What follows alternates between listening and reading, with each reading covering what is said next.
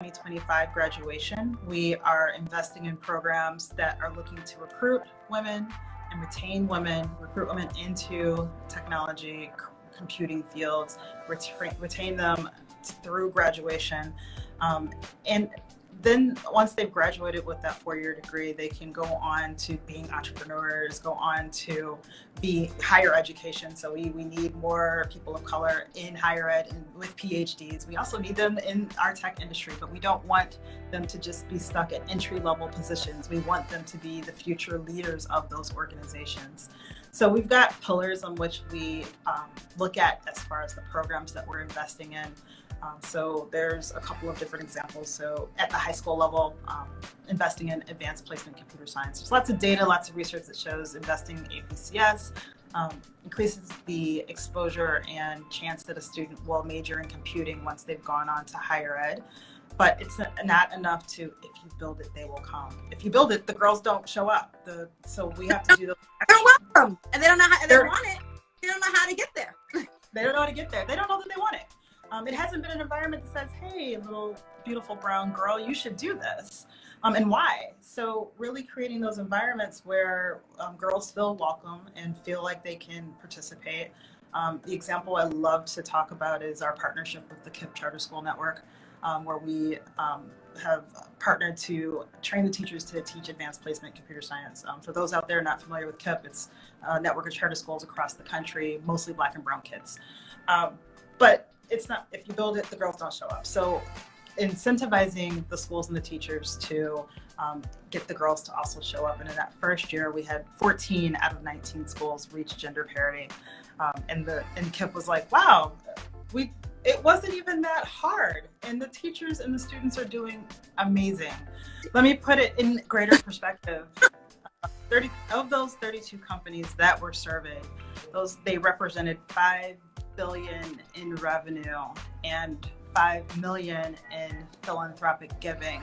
So that 0.1%, that less than 0.1% that they were investing on women of color in tech represented only $335,000. That's it.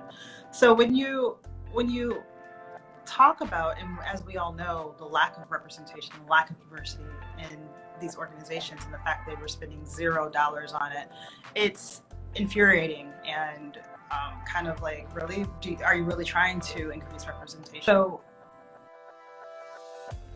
the exciting thing about the coalition is that we have our companies that have stepped up and said, yes, we want to move this needle forward for women of color in tech. So our 18 companies have dedicated over $21 million towards women of color in tech, which that's significant. Not enough, but significant compared to the 32 companies that were originally surveyed. So as we continue to gain traction and more organizations know about Reboot, we invite you to join and be part of the coalition, and let's move this needle forward for women of color. I thought it was going to be easy and a no-brainer. So how do we recruit companies? I want companies that are truly interested on being on the journey, recognizing every company's in a different space in this journey towards equity and tech. But be on the journey, be willingly on the journey. It's in the beginning, if you don't know what to do, we will help you. There are other organizations that will help you, but be willing to be on the journey. And then, yes, we want the money so that we can obviously grant it to nonprofit organizations. It helps with the cause and the mission. But I love those partners that are willing to roll up their sleeves and say, okay, yes, we gave you the check, but let's talk about what our strategies look like together, and whether that means internal D&I, DEI, employee resource groups and employee engagement. How can I get exposure with the ERG members, with our actual ladies that are in college for mentoring and sponsoring, whether we are talking about the CSR side of a corporate house and we're like, okay, let's talk through what are our strategies for investing and what does the pipeline look like for the future, and getting those collective minds together to not be in competition, but be in alignment with regards to how do we hand things off and how do we become real partners. One of our companies said it best, is that this is not a time or space for us to compete. We'll compete with regards to product, but when it comes to DEI and CSR, this is where we come together. It's not about, for us as well, it's not about competition. We have the same end goal in mind. And so how do we, as nonprofit organizations, collectively work together? It's been a year of reflection and a year of processing and a year of how we think about how women of color, people who come from underrepresented communities, how you work really hard to set that next generation up for success. It's an interesting place to be, sitting here at the top of 2021 after the year that we had last year, right? To see which groups, which organizations are serious and intentional and real and want to partner and want to strategize and want to do better and be better. So tech transcends industry. So those that were able to be at home and working and not having to go into the office and still able to support their families, even though it was hard if you had little kids running around in the background. It changes the dynamic of a family, your earning potential, impact on community, all the stuff, right? Your differences are your superpower. Your differences are your superpower, not your kryptonite. Lean into your differences, because that's what's needed right now. That your experiences, your ideas, don't be afraid to speak up for that. Whether you're talking about students in school or women in a meeting, or people of color in a meeting, don't be afraid to leverage your differences, because they're what makes you exceptional. Joanna, thank you so much, and see you soon. Hey! Hi! There you are! How are you? So we have here Amanda E. Johnson, who is the co-founder and COO of Mented Cosmetics, a pigment-first beauty brand celebrating women of all hues. Mented launched in January 2017 and has taken the beauty industry by storm by unapologetically placing women of color at the forefront. We were like, we are two deep-skinned beauty enthusiasts with disposable income. Yep. Why is it in this global trillion-dollar industry we feel sidelined? We feel left out.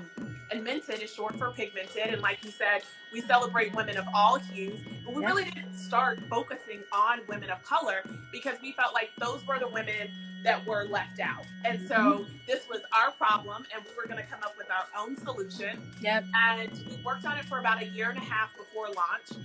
So I'm with you. 2017 was a crazy year. And of course, we didn't know that at the beginning of the year. When we launched in January, we were just two girls with a dream. Raising money is very difficult, specifically for women of color, where we receive less than 2% of all VC funding. One is that the person sitting across from you does not look like you, right? And human nature is that sameness is comfortable. Yep. So if I'm a white male and I walk into a room with other white males, sameness is comfortable. We're literally walking into a room and telling someone that this problem that the world has faced, you have a solution. I would say the second hurdle is if it's like Mented, where the product really does, the idea, the emphasis, the inspiration is around women of color, but they have no idea that it's even a problem, right? So when we walk into the room, first off, we have the sameness issue.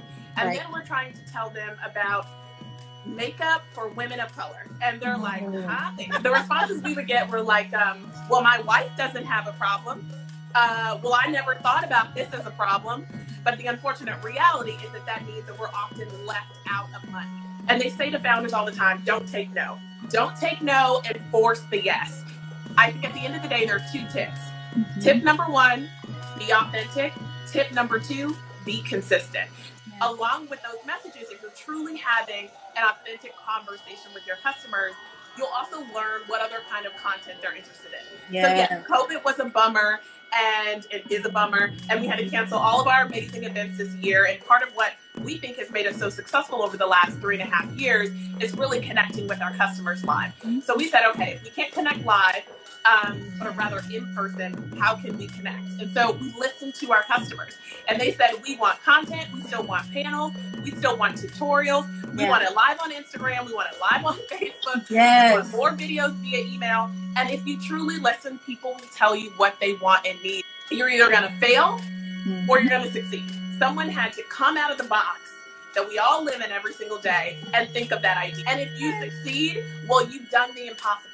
Right? Like, you've done the thing that 1% of all humans are going to do. So truly, it's on your side to just go for it and just try it, because otherwise what your alternative is to walk around with regret the rest of your life. That's a long life to lead. And if we could convince them that this was an idea worth backing, then we were going to leave our jobs. If you're going to trust us, we're going to take the plunge and we're going to trust ourselves. Most businesses don't need to raise VC money. If you're not looking to do that, then there might be a different decision point. During the work week, work is crazy. I want to be able to step out and just have a moment. I have a standing hair appointment every 2 weeks on Thursday at 10 a.m. It takes an hour and a half, 2 hours, but it is 2 hours of the work week that belong to me, where I'm doing something for myself. It is a consistent thing that I do, and I love it. If you have an idea, go for it. Now is the time. We need your voice in this too. Don't listen to the no's. Just go for it. Thank you so much for your time, Amanda. Thank you so much for having me, and congratulations to all you guys are building with Digital Undivided. Hey, there we are, finally. I'm so sorry for the technical difficulties, but your music is amazing. Oh, thank you. So glad we can finally get you on here. Thank you for joining us. Likewise. So yeah, my name is Corinne Luna Ostasowski. I'm the founder of Sia Scotch. I started the brand 8 years ago on a dream. I left a career of graphic design and creative direction behind after 17 years doing that full time to do something I'd never done before. For 17 years, spent time designing things so that people could just stare at their screens all day, and it wasn't what I wanted my legacy to be. So you're like, okay, well, if I'm going to quit my job and like totally, like, I have to commit 100% to this business if it's going to succeed. Some people just like leap off the edge. I was definitely a little bit more careful, because I was given the advice that it's like whatever amount of money you think you're going to need, like triple it. Yeah. So you mentioned also that, a big part of your journey into entrepreneurship was crowdfunding. There was one brewery that I contributed to as a backer, and I thought it was so cool that they shared their journey of like, oh, here's our logo, and here's the storefront for the building that we're going to buy. And like, it was very cool to see their journey, and I thought that would also be a good way for me to share, because I knew that a lot of people contributing would probably be friends and family. Crowdfunding in general is great as like a proof of concept or product market fit. You can just instantly see, are people like, are they interested in this?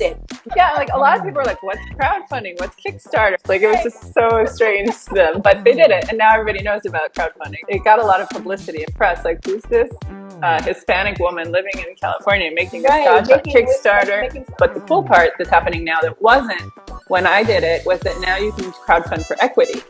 I think that it's important to focus on the people that believe in you. Like, there's so much that can cause doubt in who you are as an entrepreneur, and I think it's important to hold steadfast to who you are, who the brand is, and just say like, this is where we're going. Before you go the fundraising route, know that it's going to take a lot of your time and your energy. You need to say, okay, I can either dedicate these days to it, or I have enough money. So you really have to kind of look ahead to when you're in need of that cash flow. It's going to take longer than you think it's going to take.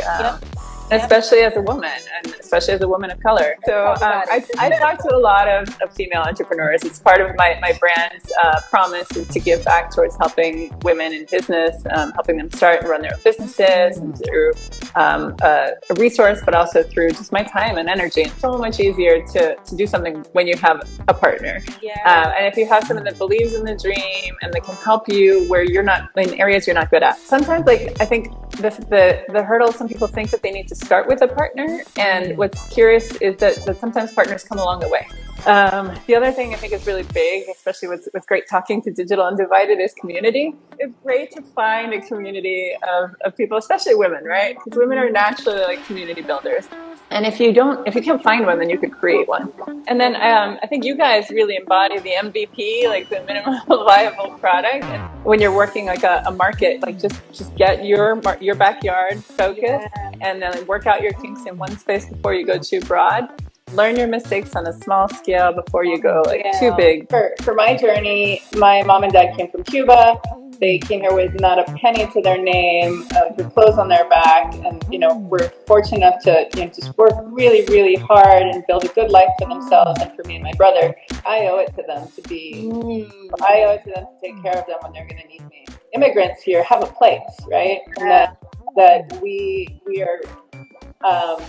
We belong, right? And so I think that especially now, it's a really hard time that we're all going through as a society of just like all learning to kind of be together. And so I think my advice is, just from a cultural perspective, to embrace your culture, to use it. Especially like my family is, we're very boisterous, we're joyful, we're loud, we hug. Yeah, I love it. That's how I am in business too. Like I walk into a room, and if it's someone I'm gonna have an existing relationship with, I'll probably leave with a hug. Yes, I love that. Me too. You just, whatever that is about your culture, like not to be ashamed of it, to be embracing of it, and to own it. All right, guys. Thank you guys so much for joining us.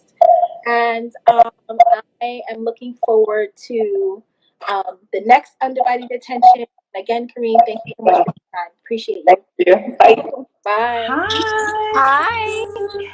Oh, you look beautiful. So do you. It's a red lip kind of day. My mom is an esthetician. So I grew up watching her sort of cultivate her community and kind of run her business in Jackson Heights, Queens, and trying to get a massage with my husband, and we kind of started thinking about our options in New York City, and we realized we didn't love them.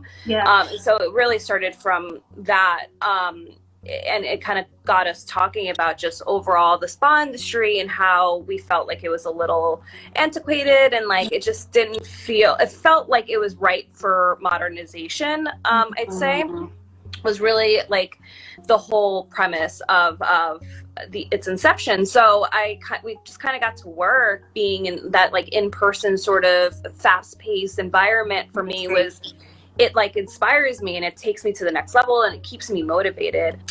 So Chill House is a manifestation of all those things, all the things that I was missing and all the things that I've learned throughout the years. I think people mostly know us for our stores. We had to shut one down, unfortunately. But, we realized that we had so many other things that we didn't really put out there as much as we do our core business was, right? So we have a store, obviously that's our biggest overhead expense. We need to make sure we're delivering on that. But we had other things that we did, like our editorial site. We had an online shop where we curated products. We had our own merch. We had our own like small sort of products, not formulated yet, but like we had things that we could sell through online. And so that was kind of our first way of pivoting, I'd say. I feel like that word is so played out, but I'd say shifting, surviving. We kind of got to work on all of those things. Like how can we provide value across all of these other things that we do?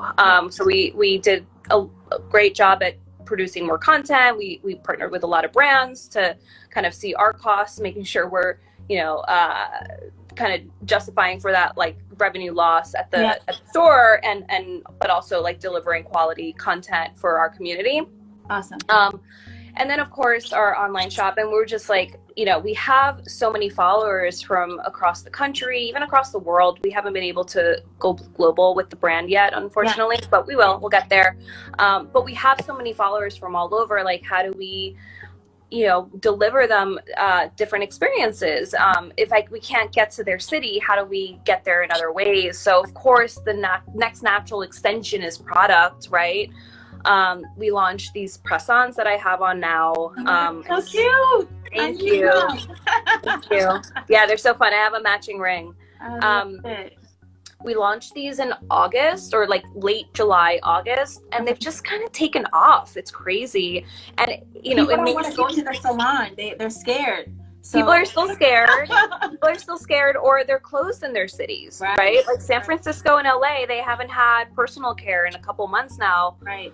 Which is wild to me, and it's unfortunate. And I hope that this doesn't ruin an industry, because I still, at the end of the day, I don't want people to be so used to doing things themselves. Yeah. But while we have to, like, that is our ammo now, and that is our mojo, I'd say.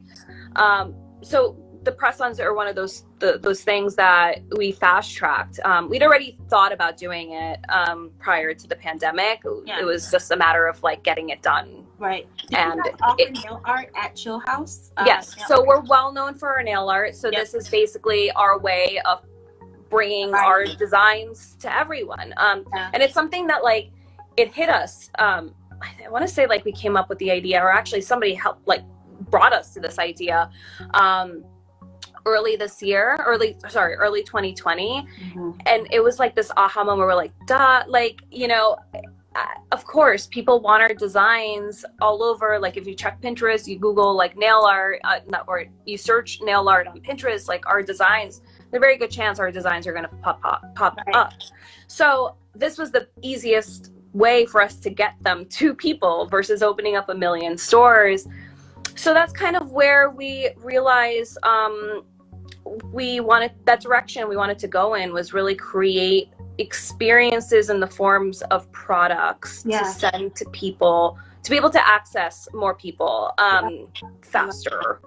I love that. That's so, it's so important, just overall as an entrepreneur, to constantly be thinking about how can I provide more value? You know, if something happens to one extension of your business, how can you pivot and find a way to do things differently? So I love that. And you talked about having, you know, a global audience and having people from all across the country. You're a first generation Colombian American. Mm-hmm. How did your cultural identity really impact the path that you chose, and also just the way you interact and how you provide during your business?